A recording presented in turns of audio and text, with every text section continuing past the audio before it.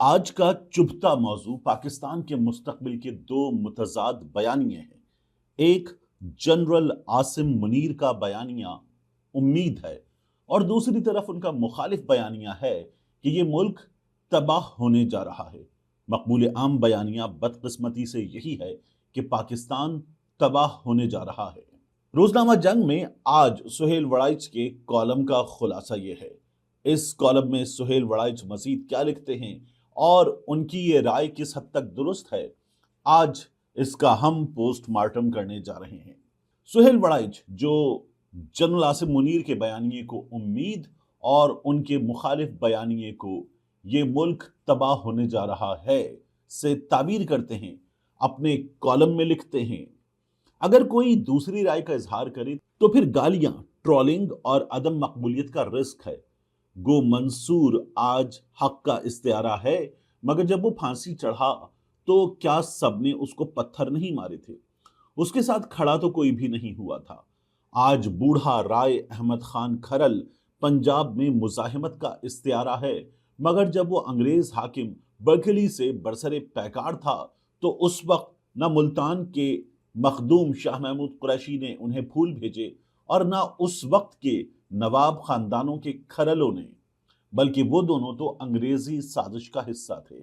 احمد خان اکیلا رہ کر عین 10 محرم کو جام شہادت نوش کر گیا اور مقبول عام بیانیے کے ساتھ کھڑے قریشی، پیر اور کھرل جاگیریں اور خلتیں پا گئے۔ اس وقت کا بدنام رائے احمد خان کھرل آج کا ہیرو ہے اور اس وقت کے معزز قریشی، نواب، کھرل غدار اور زیرو ہیں۔ اور تو اور معاشرے کی اکثریت نے سعادت حسن منٹو کی کیا تکریم کی، فحش نگاری پر مقدمہ چلایا۔ اتنا بڑا آدمی اور ہمیشہ گھر کے خرچے سے تنگ رہتا تھا۔ آج منٹو صدی کا بڑا نثر نگار ہے اور اپنے زمانے میں مشکوک تھا۔ فیض اب مقبول عام ہیں مگر اپنے زمانے کے غدار ٹھہرے تھے۔ فراز کے ساتھ ریاست نے کیا کیا تھا؟ کچھ نہیں کیا، اور ان کے چاہنے والے بھی ہمت نہیں کر پاتے تھے کہ ان کے ساتھ کھڑے ہو پائیں۔ تخلیق کار کو گالی اور پھول سے بے نیاز ہو کر ہی بات کرنی پڑتی ہے، تبھی وہ تاریخ میں زندہ رہتا ہے۔ وہ اپنے زمانے کی مقبولیت اور عدم مقبولیت سے ماورا ہوتا ہے تو ہی بے باک سچ بول سکتا ہے۔ اگر وہ بھیڑ چال میں شریک ہو جائے تو خرد مندی کا سبق کیسے پڑھا سکے گا؟ سہیل وڑائچ کے کالم میں یہاں رکتے ہیں اور بات کرتے ہیں سہیل وڑائچ کی جانب سے اس دلیل کی کہ گزشتہ ادوار میں تخلیق کاروں کے ساتھ کوئی کھڑا نہیں ہوا اور آج جو لوگ سچ بول رہے ہیں، بے باک سچ، انہیں بھی تنقید کا گالی کا سامنا ہے۔ انہیں بھی تنقید کا گالی کا سامنا ہے۔ تو پھر آج کے حالات میں دیکھیے، احمد فراز جو اغوا بھی ہوا، پابند سلاسل بھی رہا اور مسلسل دھمکیوں کی زد میں ہے، اپنے گھر سے دور رہنے پر مجبور ہے اور آج مزاحمت کی آواز ہے، لیکن اسے گالی بھی دی جاتی ہے، اسے ڈرایا بھی جاتا ہے، اسے تشدد کا نشانہ بھی بنایا جاتا ہے۔ افکار علوی جس کی ایک نظم نے اتنے بڑے بڑے لوگوں کو پریشان کر دیا کہ پھر اس سے ریاست کو بیان حلفی لینا پڑا کہ وہ اب اس نظم جیسی شاعری نہیں کرے گا اور ہمیشہ امن اور محبت کے گیت گائے گا، مگر وہ افکار علوی ایک بار پھر پوچھ رہا ہے، حساب دو۔ سہیل وڑائچ کہتے ہیں کہ آج وہ لوگ جو بے باک سچ بول رہے ہیں انہیں گالی مل رہی ہے، مگر سہیل وڑائچ بھول گئے عمران ریاض خان کو جو بے باک سچ بول رہا تھا اور اسے اسی ریاست میں غائب رکھا گیا تھا۔ سہیل وڑائچ جب بے باک سچ کی بات کرتے ہیں تو سہیل وڑائچ ارشد شریف کی بات نہیں کرتے، جنہیں شہید کر دیا گیا، اور شہید کرنے سے پہلے اس ملک میں ان کے لیے زمین تنگ کر دی گئی۔ وہ بیرون ملک گئے تو UAE سے انہیں نکلوا دیا گیا اور اس کے بعد ان کی شہادت ہوئی، اور شہادت کے بعد بھی اس ملک کے سیاستدانوں نے، صحافیوں نے، عدالتوں نے ارشد شریف کو انصاف دینے کے بجائے ان کی مسلسل تضحیک کی ہے۔ اپنے کالم میں سہیل وڑائچ آگے لکھتے ہیں، 40 سالہ صحافتی سفر میں ریاستی جبر کی کہانیاں پھر کبھی سہی۔ یعنی آپ کالم میں آگے بڑھتے ہی ایک بار پھر ریاستی جبر کی 40 سالہ سفر کی کہانیوں کو بیان کرنا ہی نہیں چاہتے۔ آپ ایک بار پھر سب سے پہلے یہ بتانا چاہتے ہیں کہ سوشل میڈیا پر موجود بچے آپ کو کیا کہتے ہیں۔ سوشل میڈیا پر ان بچوں کی جانب سے آپ کے انٹرویوز میں کھانے کی ویڈیوز کو مذاق کا نشانہ بنایا جا رہا ہے۔ آپ کے لکھے لفظوں پر آپ کا حساب ہو رہا ہے، اور آپ اس حساب کو دیتے ہوئے یہ بتا رہے ہیں کہ آپ کو گالی مل رہی ہے، آپ کو پتھر مل رہا ہے، لیکن ریاستی جبر کی تمام کہانیوں کو آپ یہ کہہ کر آگے بڑھا رہے ہیں کہ یہ کہانیاں پھر کبھی سہی۔ سہیل وڑائچ کہتے ہیں پہنائے گئے پھولوں کے ہاروں کی داستان بھی آج کا موضوع نہیں، برسائی گئی پھولوں کی پتیوں کا مزہ لینا بھی آج مناسب نہیں۔ اپنی تعریف صرف شاعروں کی تعلی میں ہی ہضم ہو سکتی ہے۔ عاجز قلم مزدوروں کو یہ زیبا نہیں۔ آج کا موضوع وہ رویے ہیں جو عدم برداشت کے معاشرے میں بار بار سامنے آتے ہیں۔ اب سہیل وڑائچ بتائیں کہ اپنے کالم میں خود عمران خان کو ڈونکی راجا لکھنا، بشرا بی بی کو پیرنی لکھنا، اور ڈی چوک پر شہید ہونے والے شہریوں کو جنات لکھنا، موکل لکھنا، کیا یہ بے باک سچ ہے یا پاکستان کے شہریوں کی شہادتوں کا مذاق اڑانا ہے؟ آگے سہیل وڑائچ کہتے ہیں مرحوم مغفور نوابزادہ نصر اللہ خان پر ایک مزاحیہ اور طنزیہ کالم لکھا تو انہوں نے تند و تیز جملوں کو قہقہوں میں اڑا کر برداشت کا خوبصورت مظاہرہ کیا۔ قاضی حسین احمد سرپرستوں میں سے تھے، ذاتی شفقت بھی بہت کرتے تھے، لیکن ایک انگریزی کالم میں جماعت اسلامی کی تنگ نظری پر قلم اٹھایا تو غصے میں آ گئے۔ محترمہ بے نظیر بھٹو بھری محفل میں میری تعریف کیا کرتی تھی، لیکن ایک بار ایک ہی چپتے ہوئے سوال کو بار بار دہرایا تو رونے لگیں اور مجھے معافی مانگ کر انہیں راضی کرنا پڑا۔